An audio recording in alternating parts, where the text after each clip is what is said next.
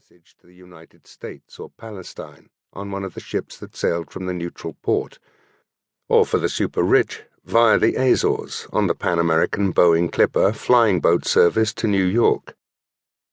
Most refugees, however, had to wait months or even years in the city before securing their onward passage. On the run from the Germans since the fall of France in the summer of 1940, many of the refugees survived on a clandestine network of financial and organizational support, which originated from the offices of wealthy American Jews in New York City. The not-so-fortunate had to rely on the limited help from the British, the Portuguese authorities, and locally run rescue organizations. Allied and German agents operated openly in the city and monitored every move of the enemy.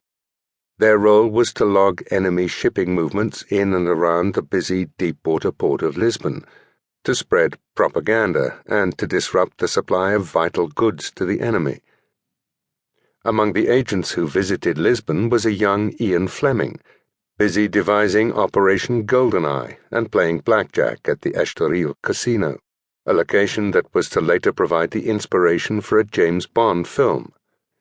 The Iberian desk of the British Special Operations Executive, SOE, was led by the brilliant spy chief and traitor Kim Philby, who controlled the British agents operating in the city from London. The writers Graham Greene and Malcolm Muggeridge worked at the same desk as Philby, before Muggeridge was briefly posted to Lisbon and eventually onto the Portuguese colonies.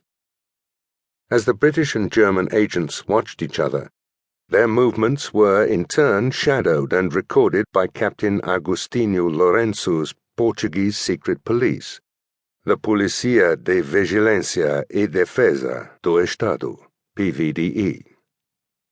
Lourenço's reports and decisions determined which espionage activities in the city the authorities tolerated and which they did not. As a number of British, German, and Italian secret agents and journalists, including the local correspondent of the London Times, found to their cost, if you tried to cross Captain Lourenço, your stay in Portugal was severely shortened. Lisbon was also the end of the line for escaped Allied prisoners of war, POWs, who arrived in the city to be flown back to England on the 3 times per week BOAC-operated flights from Lisbon to Whitchurch, near Bristol. The passenger lists of the flights were a who's who of the senior network of British spies in the city, as well as shadowy Allied industrialists involved in the trade war with the Germans. Competition for places on the planes was strong, with various British agencies fighting for the limited number of seats. There were also instances when wealthy members of Lisbon's large Anglo community were caught trying to use the service to transport their maids down to Lisbon.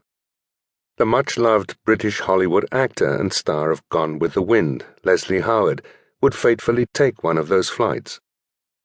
Allied and Axis agents operated at the airport 24 hours a day, bribing local customs officials to gain access to the cargo and passenger lists of the enemy. Both BOAC and Lufthansa operated flights out of the city's airport, with their aircraft parked almost next to one another on the tarmac. Writing in 1944, the chief BOAC operations officer in the city described the daily scene at Lisbon's airport as being like the movie Casablanca, but 20-fold. During the hours of darkness, Lisbon Airport was highly susceptible to mist from the river, which added to its atmospheric mystery. Central to the story of Lisbon is the Portuguese leader, António de Oliveira Salazar, who had come to power with the establishment of the Estado Novo in 1932. For Salazar, World War II presented a potentially lethal challenge to his regime and to Portugal in general.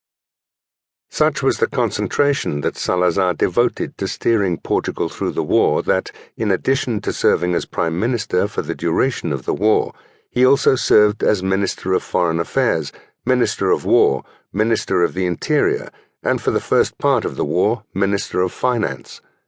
Salazar viewed it as his personal mission and challenge to prevent Portugal from being dragged into the war and repeating the mistakes of World War I.